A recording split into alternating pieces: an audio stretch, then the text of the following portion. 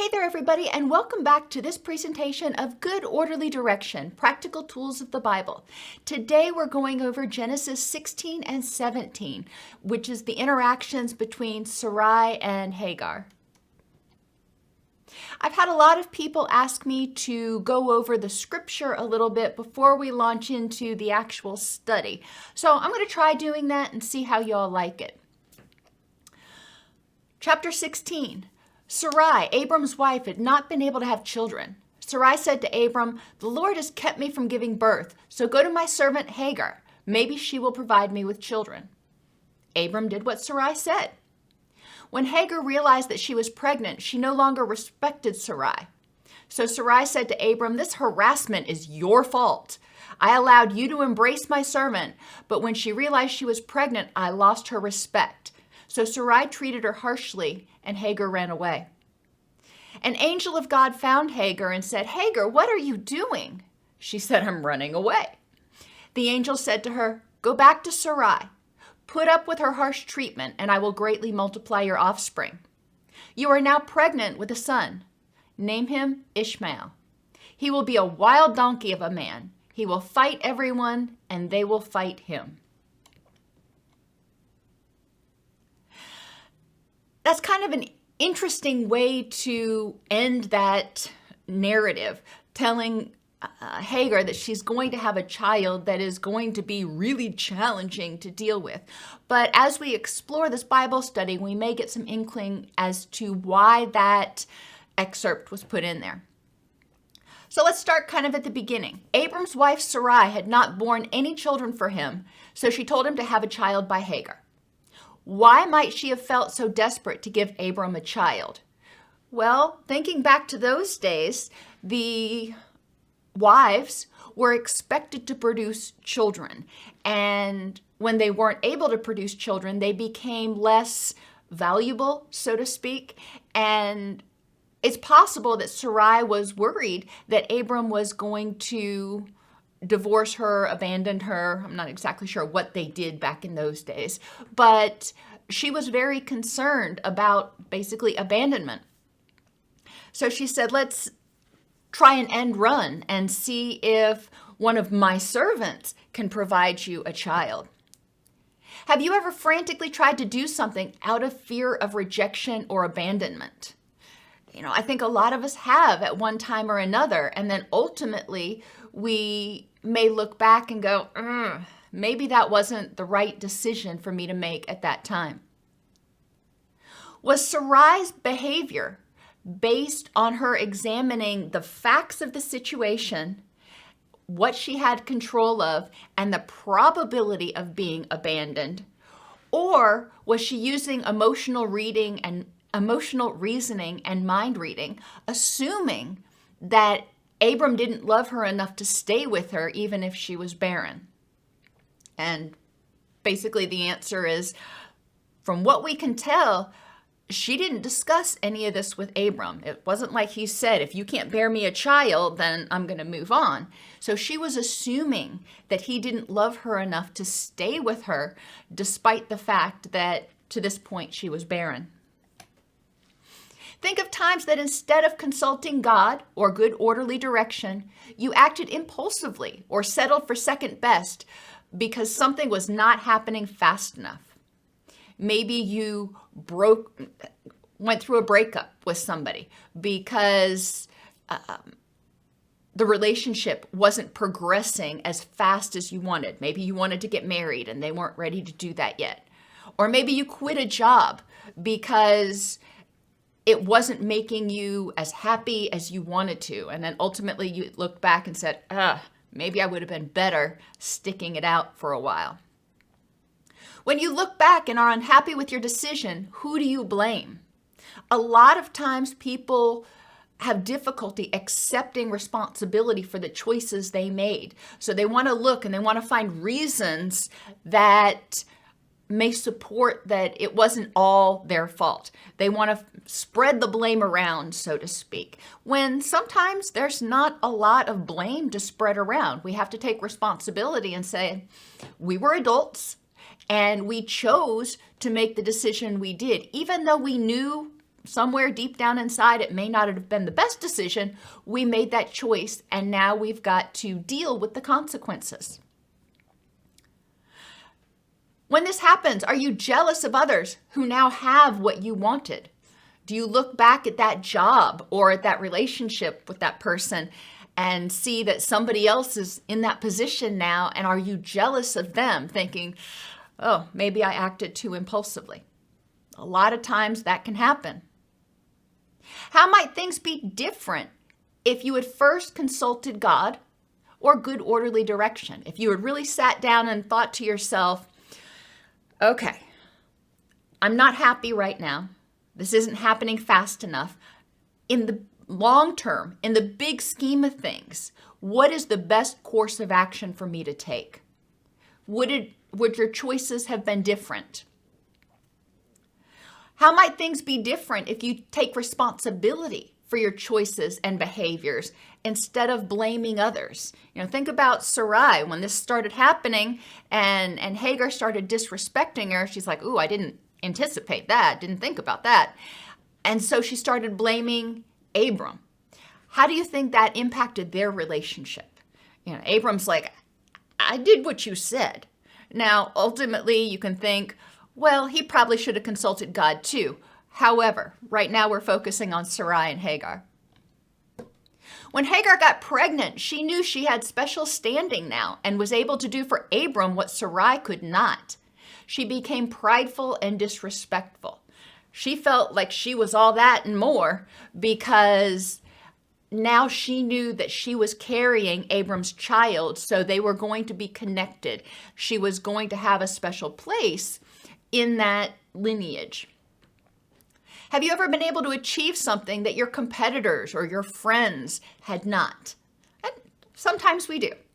We get lucky, we work hard, we achieve something, and the people around us may not have been able to achieve the same thing. Do you flaunt it in your face, in their face? Do you say, well, look what I did. I'm so much better than you because I accomplished this. Or do you recognize that, yes, you did succeed. However, they have other good characteristics. And what impact is flaunting your success, rubbing their nose in it, flaunting your success, going to have on your relationships with them? My guess is it doesn't follow the principles of good orderly direction or love. So what perfect principles does it violate when you flaunt stuff in your friends or your coworkers or even your competitors' faces? Does it show prudence? Generally not. Does it show enjoyment? Well, you may be enjoying it, but you're flaunting it in their face and maybe making them unhappy. Does it show respect for them? No. You are trying to bring them down. Instead of celebrating their successes and supporting them as they try to grow, flaunting it in their face is sort of saying, nah, look what I can do, and I'm more powerful or I'm better than you. So that's not very respectful. Is it showing earnestness or endurance? Well, no, because you're focusing on not continuing to do what you do well, continuing to do what you're succeeding at, but you're taking a bunch of energy and making sure or trying to make sure that other people are jealous of you. Now, to what end? How is that beneficial for your relationships? Is it compassionate to rub your successes in the faces of those who have failed? What might be the long-term negative consequences of acting this way? Not only on your immediate relationships, but how people perceive you in the future. How might it impact your resources right now? My guess is if you're acting like that, people aren't going to want to be around. People may not want to help you. So then in the future, you're going to have fewer resources to help you develop abundance. You're going to be kind of out there on your own because whenever you succeed, you push other people down and away.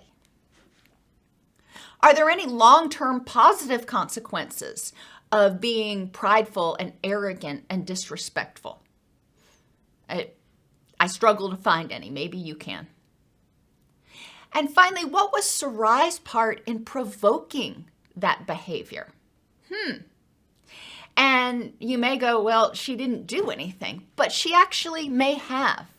If we think back, Sarai told Abram to have relations with Hagar. So Sarai, through that edict, elevated Hagar to a higher level than she had been. Hagar was Sarai's servant. So my guess is, up until now, Sarai hadn't treated her very well anyway.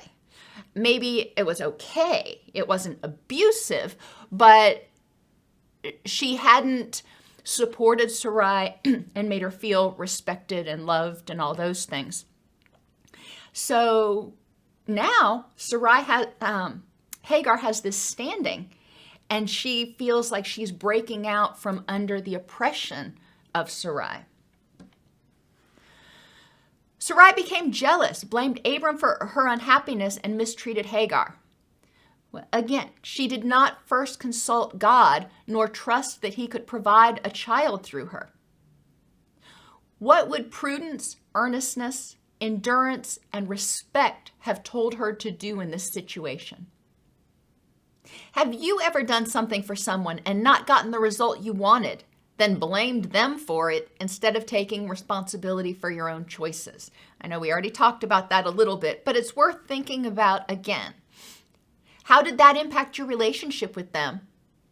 And how did it impact how others perceived you and their willingness to work with you? Sarai took her anger about the situation and her own feelings of inadequacy out on Hagar. Many times, our behaviors and actions are designed to somehow protect us. So how was Sarai trying to protect herself? And I alluded to it earlier, that back in those days, if women couldn't bear children, they were seen as less valuable. The families needed to have a lot of children because there was a lot of death, and they needed to have a lot of children because things weren't automated. So they needed lots of hands to plow the fields and tend the vineyards and do whatever else that they were doing.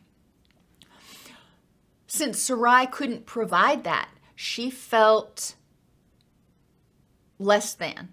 She felt useless to Abram. And this is an important concept in self-esteem here. Separating love of a person. Abram saw Sarai as very lovable. He was head over heels in love with her. And yes, he was not happy that she couldn't provide children, but that is a behavior. And he was unhappy about that behavior, but he loved her, and we see no indication that his love wavered at all, even though they were very advanced in age and she had never provided him a child. How did Ishmael represent a threat to Sarai? Well, Ishmael now is not Sarai's blood child, not her actual relative. So Hagar has a particular place of importance because she is Ishmael's mother. Ishmael is Abram's son, so Abram loves Ishmael very much. And Sarai may be very jealous of this love. In addition to being jealous and envious of Hagar, Ishmael not only represents a threat in some ways, potentially to Sarai's and Abram's relationship, but he's also, since she hasn't born a child, Ishmael is now in line to get the blessings that Abram has to give. He is the son that will inherit whatever from Abram when he passes on. Have you ever acted unkindly towards someone because you blamed them for your choices? How is that choice supposed to protect you or help you? And how did it end up causing more problems in the long run? The angel said to Hagar, "Go back to Sarai and submit to her. I will greatly multiply your offspring." Now, a lot of us hear that and we think, oh, I don't know if I'd go back or not. Why did Hagar do that? Hagar recognized, using the principle of earnestness, that she was bound by her commitment to Abram to bear him a son. She now had his son in her womb, and it wasn't right for her to not let him have access to his son. And Abram hadn't done anything bad to her. Abram hadn't abused her. Hagar recognized that the short term might be miserable, but the long-term benefits of doing what was right would benefit both of them, both Ishmael and Hagar. So she was showing a lot of prudence here. She was aware that Ishmael now had a claim to Abram's estate.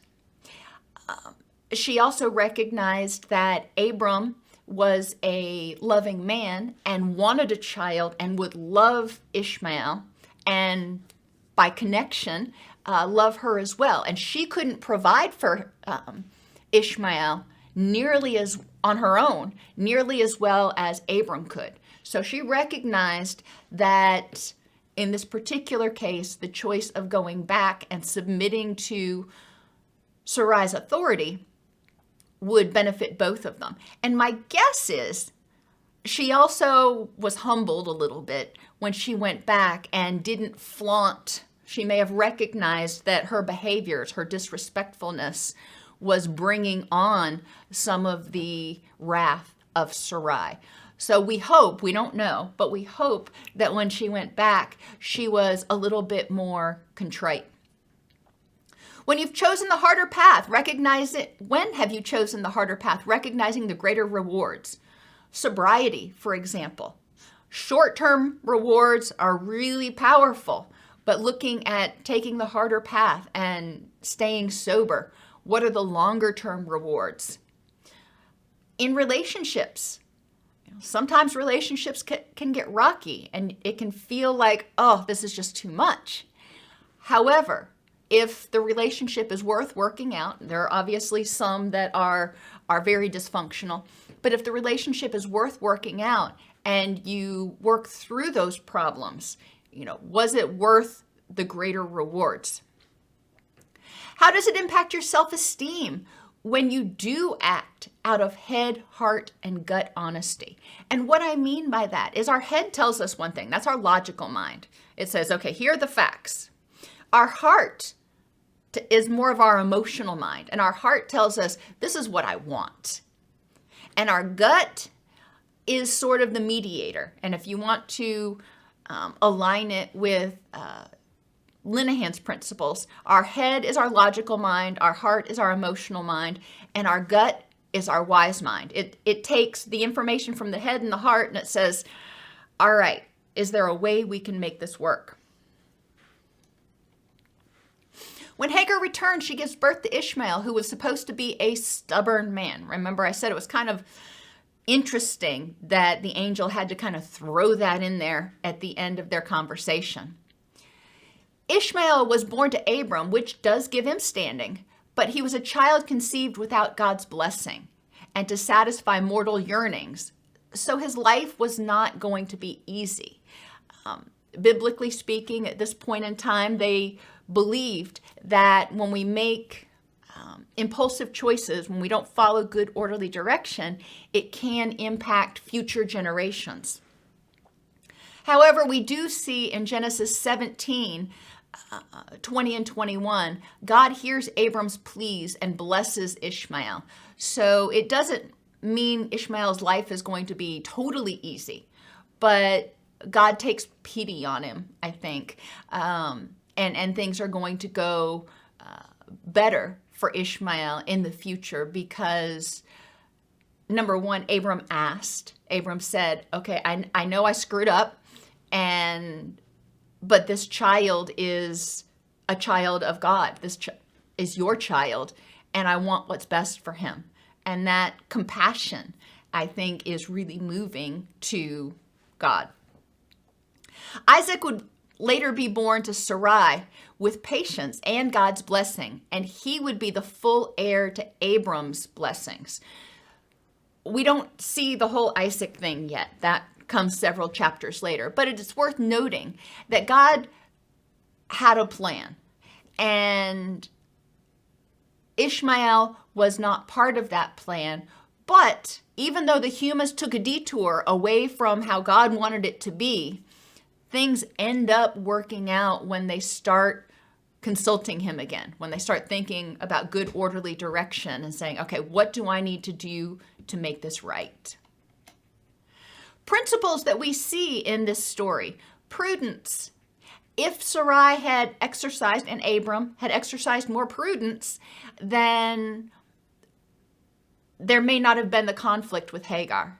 If Hagar had exercised more prudence, been thought through a little bit more about what the consequences of being arrogant and disrespectful might be, then she may not have ended up running away.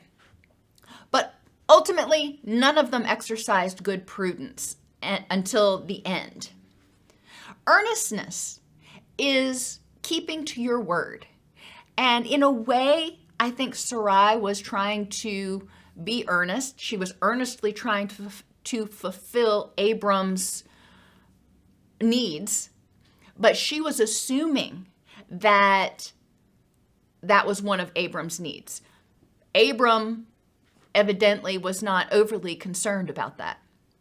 Respect. Well, Hagar was disrespectful to Sarai, and Sarai was disrespectful back. When we're disrespectful, we tend to breed contempt and disrespect. When we're respectful, we tend to breed respect. Endurance. We see Hagar enduring the trials of being pregnant with Ishmael, and we see her enduring the consequences of her actions. She goes back and endures Sarai's treatment, which again, we hope got a little bit better once Hagar came back, and if Hagar wasn't quite as prideful. And truthfulness. It's important to communicate with one another. And Sarai did a lot of assuming. She assumed that she needed to do this for Abram to continue to love her. And it would have been a lot better if they would have talked with one another and been open about what needed to happen and what they wanted to happen, so they didn't necessarily ever even have to go down this path.